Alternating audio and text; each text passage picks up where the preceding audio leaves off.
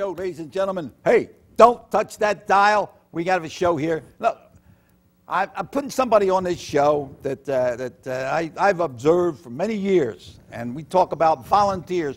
We're talking about volunteers that dedicate their time, their heart, their breath, everything, okay?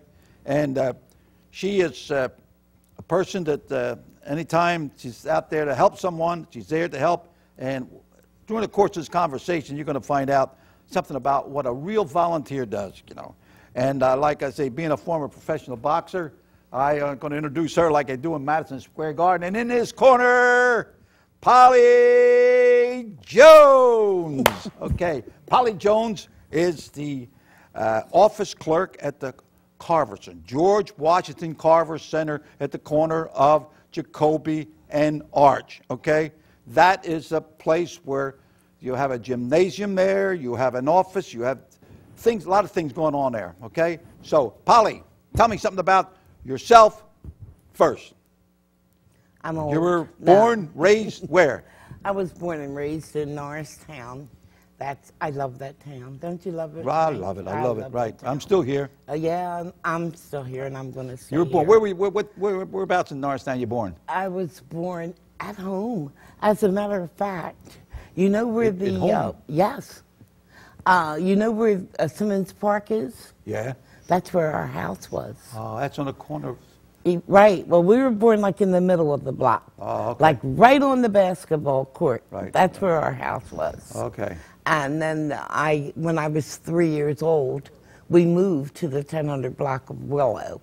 And you... But I stayed there for like... Marbito's Bakery was there, right? Oh, so good. They used to smell that bread. And then Mr. Marbito used to come out and give us bread, and we would eat it. Right. How about your mom and pop?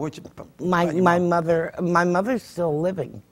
My dad died on his 59th birthday. That was like 33 years ago. Okay. But my mother's still living. She works. She's 90.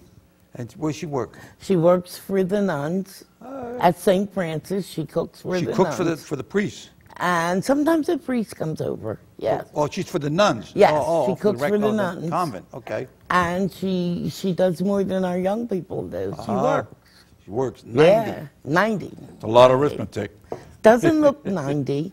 Doesn't feel 90. I'm a little older than she is. Who? You're older than me? I'm older than my mom. Oh, you're not older than me, though. Oh, no. Hank, you're real old. I'm old. I'm 83. Are you really? 83. I was born in 1923. Man, oh, man, I tell you, the stamps were 3 cents, you know?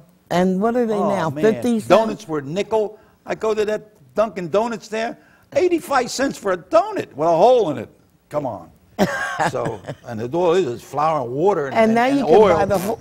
Now you can buy the holes. Yeah, buy the holes. That's all I can afford. That was smart. You know. But okay, now how about now? How many children you got?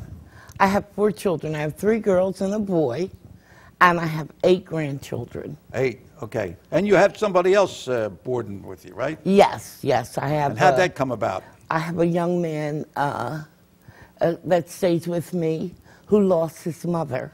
How did she lose? How did he lose his mother? His mother was shot. His mother was murdered. In Norristown. In Norristown, and he at first he was with his relatives, but then he decided that he wanted to come with me, and he's still there. And he's I not guess working. he likes I'm to going to get him a job. Yeah. Okay. Get all right, him call a job. ShopRite. Hold, ShopRite. Where's my telephone? ShopRite and oh, ShopRite. Shenandoah and all the rest of the something. places. Okay. Call him, get him a Put him job. to work. Put him out. His name's right. Poochie. Rashid. Now, after you were born, it was compulsory in the state of Pennsylvania to go to school. What school did you go to? I went to the old Hancock. That's on which is now the OIC. Arch Street, right? The old one. Yes. They didn't have the auditorium. No. I used to do the safety talks. We used the hall. And from there, I went to Roosevelt. Roosevelt. They sent me to That's on Roosevelt. Market Street. And then yes. And then to Rittenhouse. To Rittenhouse. Junior high school. Right. And then to Eisenhower. Eisenhower High School. And that was where that was the high school. That was the high now school. Now it's a that was where I graduated from. Yeah. And you went to school. Now, school days, who was the teacher? You remember the name of your teachers? Oh, gosh, I remember. Rittenhouse? Rittenhouse, Miss Burkett. Who? Remember Miss Burkett? Yeah, Burkett. I right. love Well, Miss she was a Burkett. gym teacher, right? Yes. Right. And then she was a volunteer at Montgomery Right. At the Hospital. hospital, Montgomery Hospital. I haven't been able to find her. Who else? Mr. Cash. Yeah, Cash. He was a gym teacher. He became principal later. Right. Mr. Berger. Berger. He became principal too. Right. Right. Those safety patrol. Yeah, those three people stand out in my mind. Right. Mr. Perenni. Yeah, you're going a little later then. Yeah. Mr. and Mrs. Perenni were there too. And then you went to high school, right? Yes. And you do a lot of volunteer work, right? I try. Tell me what you do at the Carver. What's the story at the Carver? Most of the time at the Carver, I try to help children. Right. We have a lot of children that have no one around, no one to help. Right. And some of them come and they want something to eat. Right. Some of them come and they just want to hang out. Just hang out, right. And then sometimes I help. We have an epidemic here in the United States. We have grandmothers taking care of grandkids.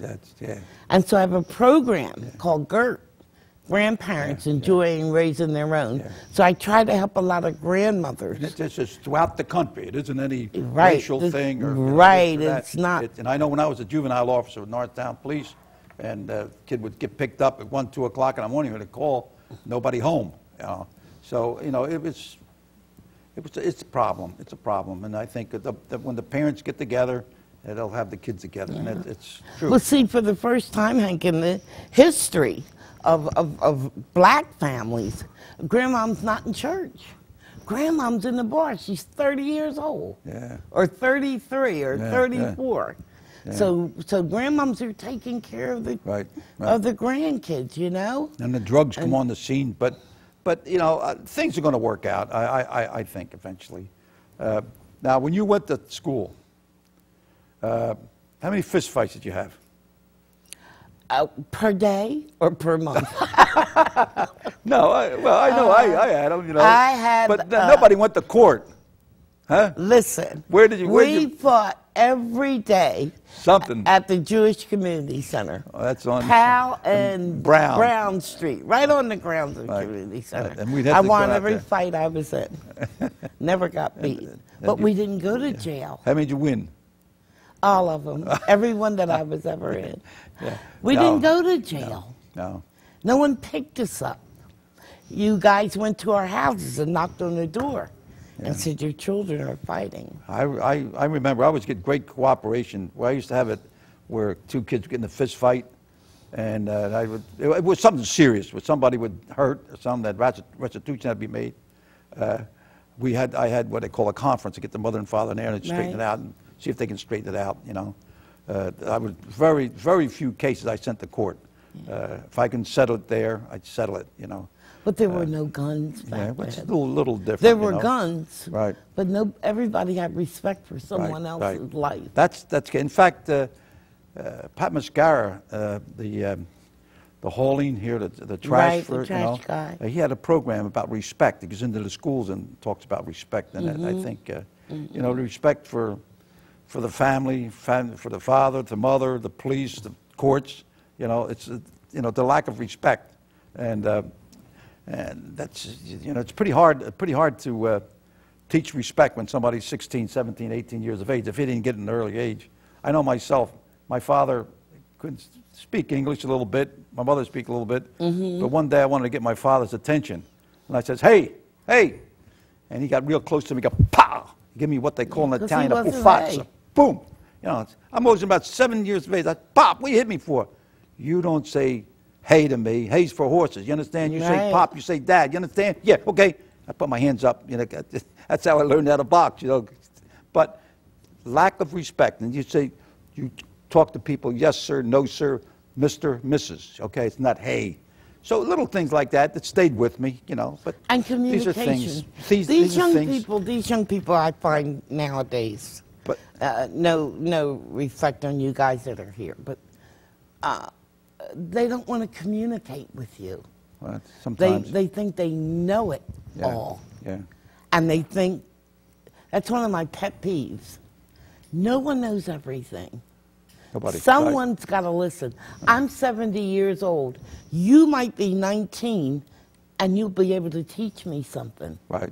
So I got to listen. Right. The 19-year-old has to listen to the 50-year-old. Right. You understand what I'm saying? Once the communication lines start working, then the home will get together. But until then... Yeah, see, that myself now, I see people come up, oh, Sergeant Cisco, I remember you, we were in school and all, you know. Well, next thing you know, that's the father, that's the mother. But the kids, I never get to know. I'm starting to get to know the new generation that don't know, you know. But that's what I'd like to see Carver Center become, a melting pot for everybody. All right, now, in school, you were an athlete.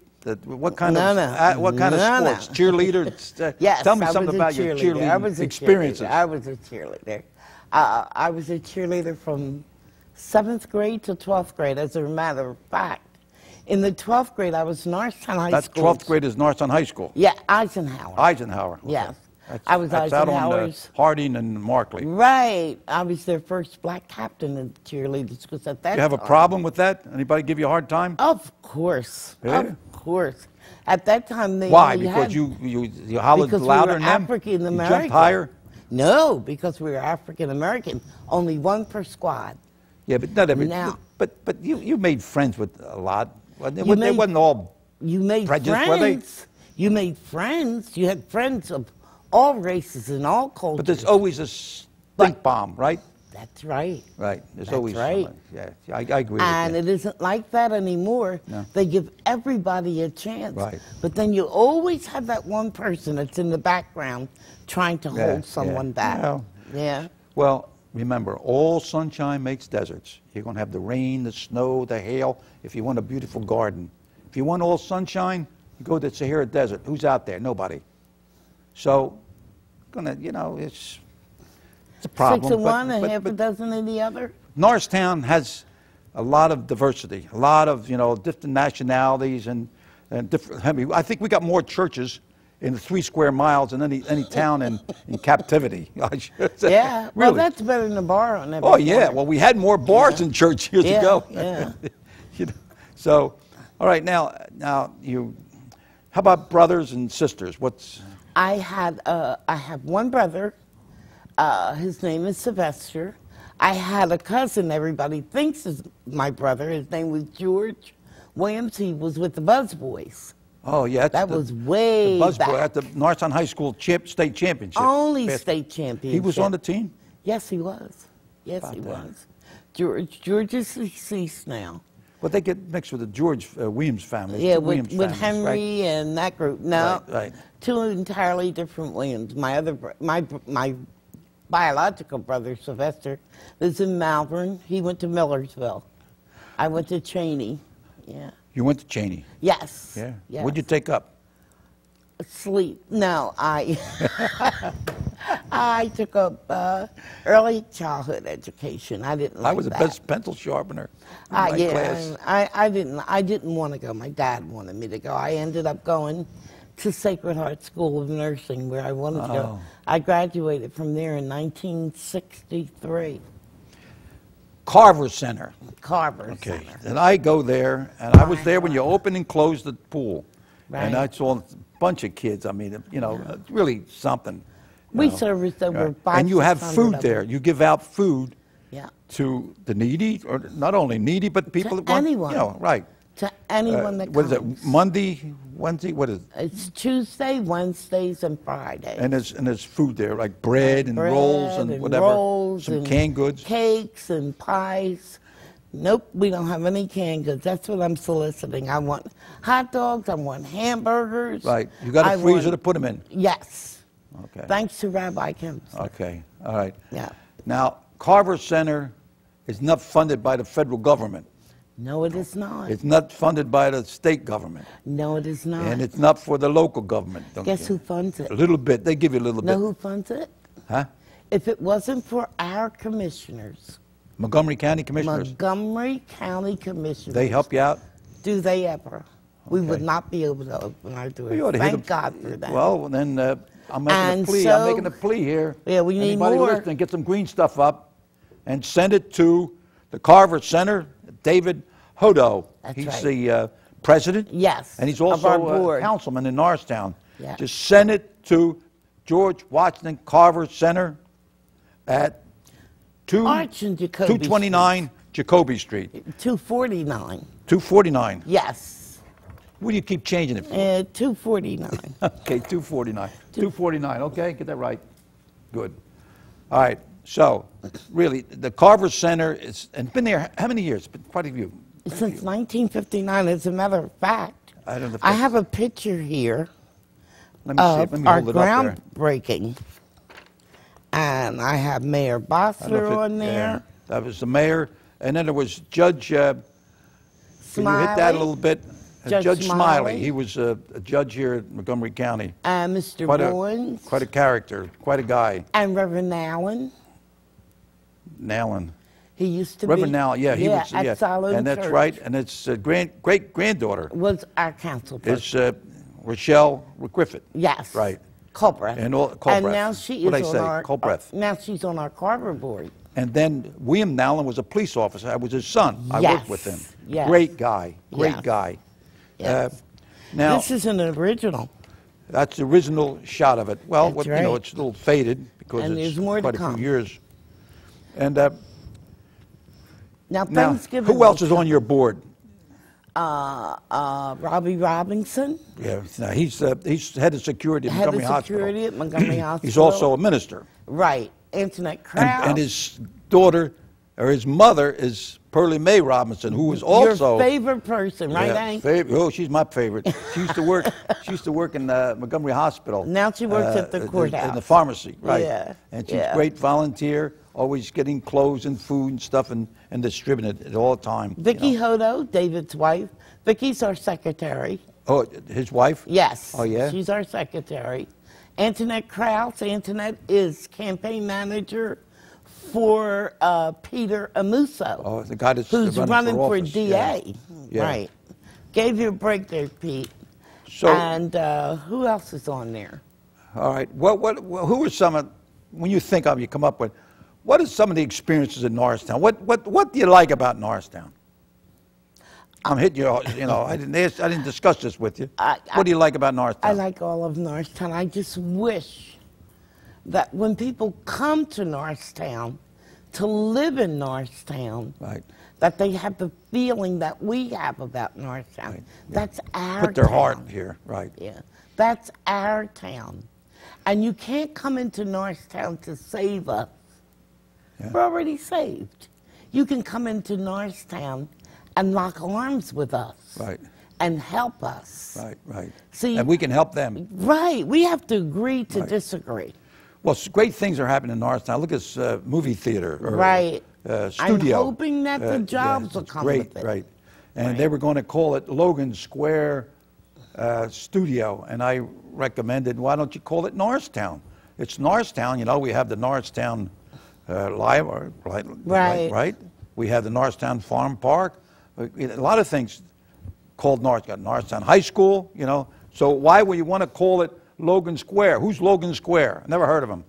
So they're going to make it officially now. Norristown's a great place. Right, sure. Right. Everyone gets together and runs the town. Right. Not just a clique here and a clique there and a clique. See, people come in and they think, oh, they're awfully cliquish. No, we're not. No. We were all together in this. Right.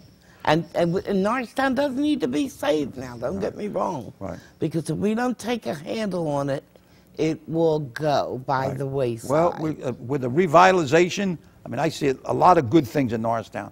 If I had a lot of money, I would invest in Norristown. You got the revitalization. We got 3.5 miles of riverfront. We could develop like Conshohocken, like Manayunk, which don't have. Now, we have holidays that come, and holidays mean a lot to the Carver Center. Yes. Holiday means that you welcome people in there, food, okay? Right. So, and naturally, that's when people should be able to send a check or even stop and they have something to contribute, to canned food or something. I got a phone call yesterday from Patrick at CATCOM, And he's no longer able, they cut back, the government cut back on his program. So he's no longer able to distribute turkeys from Carver. And he used to do it every Thanksgiving. Who's that? So his name is Patrick. He works for CADCOM. I don't know Patrick's last name. And he cooked the stuff? No, he would just make sure that we got like 100 turkeys to distribute. So I'm making an appeal to the public. Yeah.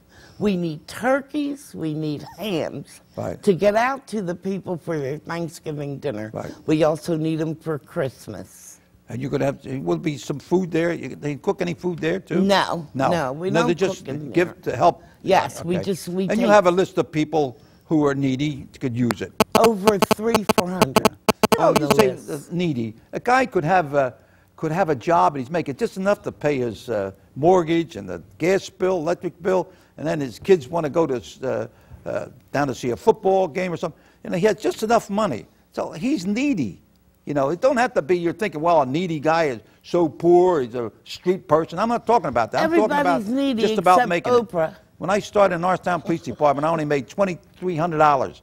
And I had married and I had to bring up my kids. Okay, $2,300. Okay, and I had to pay 20% of my police uniform. And the only thing to give me was a nightstick, a badge, and a gun. And I had to pay, you know. So it was a little different. But bread was only 15 cents a loaf, you know. I remember when I first was a young kid, bread was a nickel a loaf. And if you wanted sliced, it was 7 cents.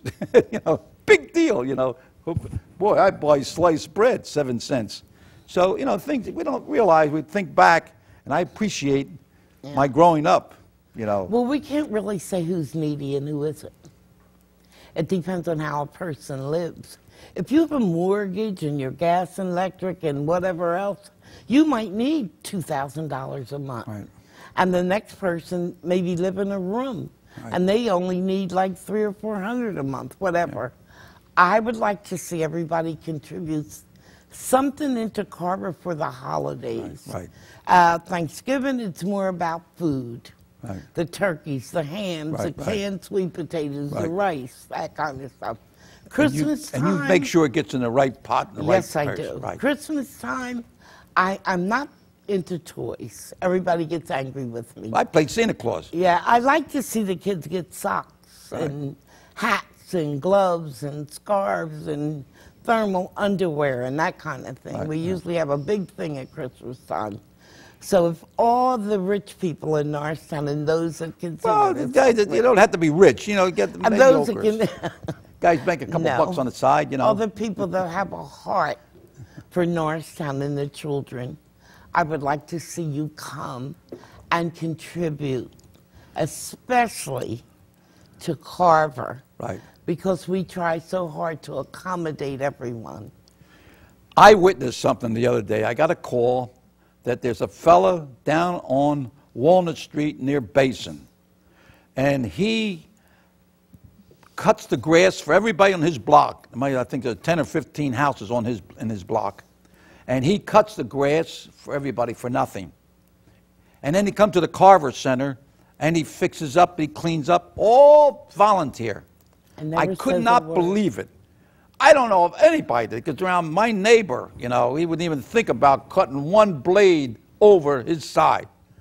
This guy cuts the grass for the whole block for nothing, just being a nice guy. And I was so happy to be there to give him the key to Norristown and say a couple nice words, you know. And I want to bring him on the show one of these days. His name is Ernie Mathis. I remember that because he used to be a fighter by the name of Mathis. He fought Ernie is our unsung hero. Ernie and David Hodo. David Hodo, quietly. Yeah, he is a quiet guy, right? Quietly fixes things. They use their own money.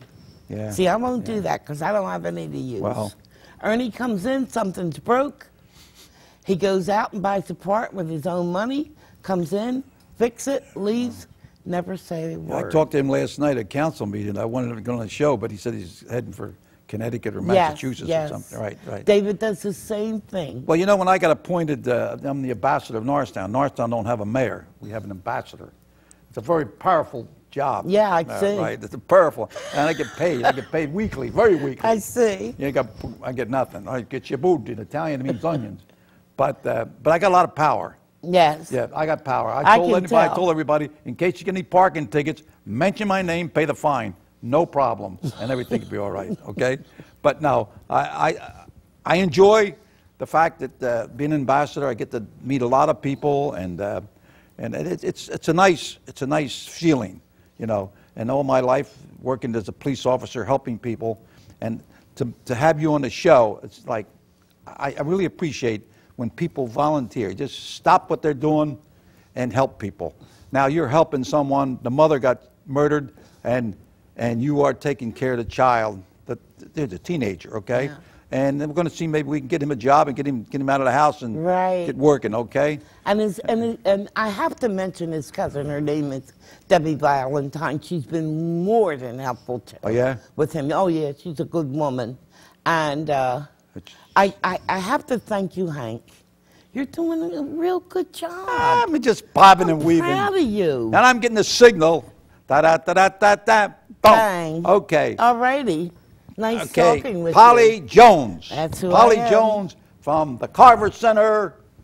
Polly Don't forget Jones. your contributions. Okay. And what's the phone number there? What's the phone number?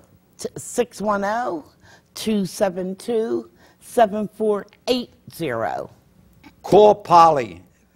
Call Hodo. The number is 249 Jacoby Street. Send whatever you can. Make a contact, and God bless you. Okay? And keep bobbing and weaving. Now, Polly, let's go. Salud. That means to your health. Thank you. And to all the staff here, the cameraman.